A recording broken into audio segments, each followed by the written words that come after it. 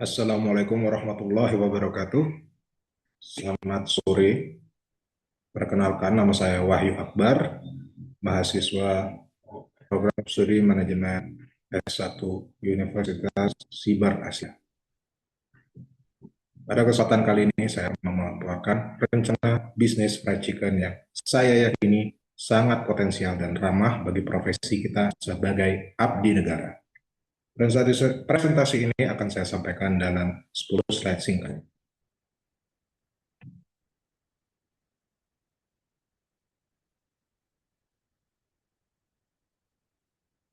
Latar belakang dan konsep bisnis. Slide ini menjelaskan konsep dasar bisnis. Saya memilih usaha kuliner fried chicken atau ayam goreng tepung crispy dengan skala rumahan atau gerobak. Lokasinya akan saya tempatkan di area strategis seperti dekat pemukiman padat, sekolah, atau perkantoran. Fried chicken adalah makanan yang digemari semua kalangan, dari anak kecil hingga dewasa, dengan cita rasa gurih dan teksturnya. Yang terpenting, bisnis ini saya desain khusus sebagai sampingan yang fleksibel, sehingga tidak akan mengganggu tugas pokok saya sebagai ASN. Operasionalnya akan kita kelola di luar jam kerja utama. Slide ketiga membahas siapa yang menjalankan bisnis. Saya sendiri bertindak sebagai pemilik sekaligus pengawas utama. Sebagai seorang ASN, saya punya bekal disiplin, integritas, dan kemampuan manajemen waktu yang baik. Itu merupakan modal dasar yang sangat berharga dalam berwirausaha. Untuk operasional harian, saya akan dibantu oleh 1 hingga 2 orang staf yang bertugas menyiapkan bahan, menggoreng, melayani pelanggan, dan menjaga kebersihan.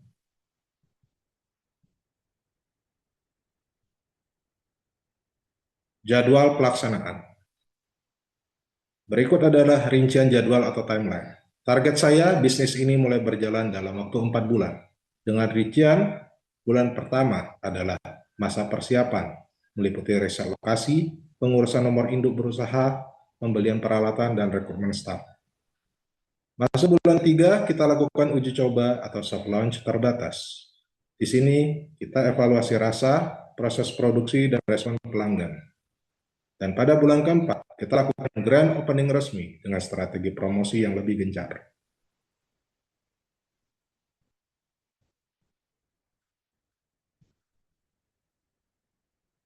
Potensi industri yang sangat besar. Pertama, Indonesia adalah negara dengan populasi lebih dari 280 juta jiwa. Ini adalah pasar makanan terbesar di Asia Tenggara. Kedua, bisnis layanan makanan diproyeksikan tumbuh hingga 12,84% per tahun. Dari 62 miliar dolar US tahun 2025 menjadi hampir 129 miliar dolar US di tahun 2031. Ketiga, karena 87% penduduk Indonesia adalah Muslim, daging ayam menjadi pilihan protein utama yang halal dan lebih terjangkau dibandingkan daging sapi. Hal ini merupakan peluang emas bagi bisnis fried chicken.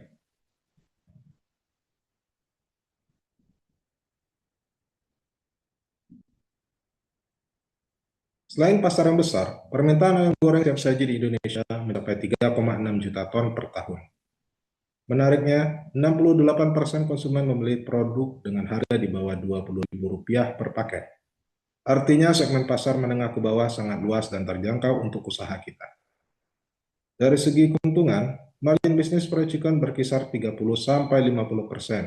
Studi kasus usaha sejenis bahkan mencapai laba bersih sekitar 5,8 juta per bulan dengan balik modal dalam 2 sampai dengan 3 bulan saja. Dari segi regulasi, pemerintah melalui PP nomor 28 tahun 2025 telah mempermudah perizinan usaha melalui sistem OSS RBA.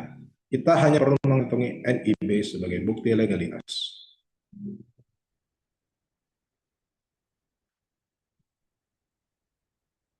Estimasi modal awal yang dibutuhkan berkisar antara 15 hingga 30 juta rupiah.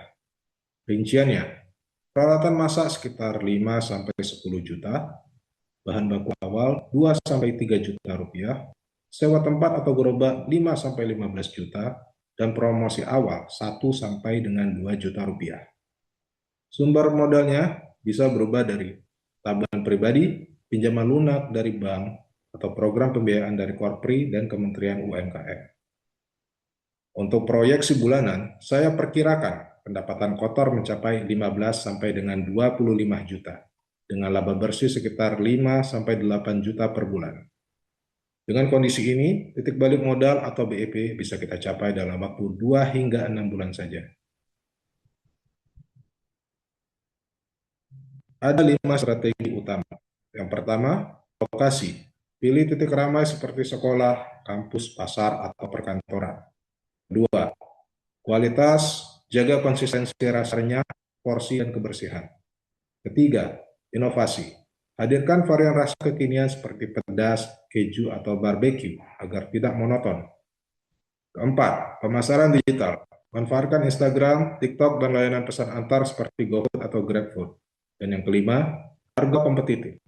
Sediakan paket hemat khusus pelajar dan keluarga agar terjangkau.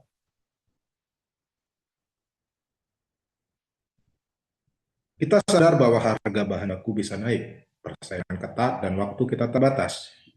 Solusinya, jalin kerja tetap dengan pemasok, andalkan diferensiasi rasa dan pelayanan cepat, serta operasionalkan sistem yang terstandarisasi dengan staf terlatih. Secara hukum, saya wajib memiliki NIB melalui OSSS RBA. Dan yang tak kalah penting, saya berkomitmen untuk tidak menggunakan fasilitas kantor, tidak mengganggu jam kerja, serta tetap menjaga profesionalisme sebagai abdi negara. Mengapa ini pilihan tepat? Ada 4 poin utama yang membuat bisnis ini tepat bagi ASN. Pertama, pasarnya luas dan terus tumbuh. Kedua, modalnya terjangkau dengan risiko rendah dan balik modal cepat. Ketiga, regulasi saat ini sangat mendukung legalitas usaha. Keempat, karena fleksibel secara waktu, bisnis ini tidak akan mengganggu karir utama kita sebagai pelayan publik. Dan yang terakhir adalah meningkatkan kesejahteraan keluarga, membangun tabungan untuk masa pensiun, dan menjadi contoh bahwa ASN bisa produktif berbisnis tanpa meninggalkan tugas pelayanan publik. Demikian pemaparan rencana bisnis fried chicken yang saya sampaikan. Saya sangat yakin dengan potensi usaha ini, terutama jika dikelola dengan disiplin dan komitmen tinggi. Tentunya, saya membutuhkan dukungan, doa, dan mungkin kerjasama dari semua pihak.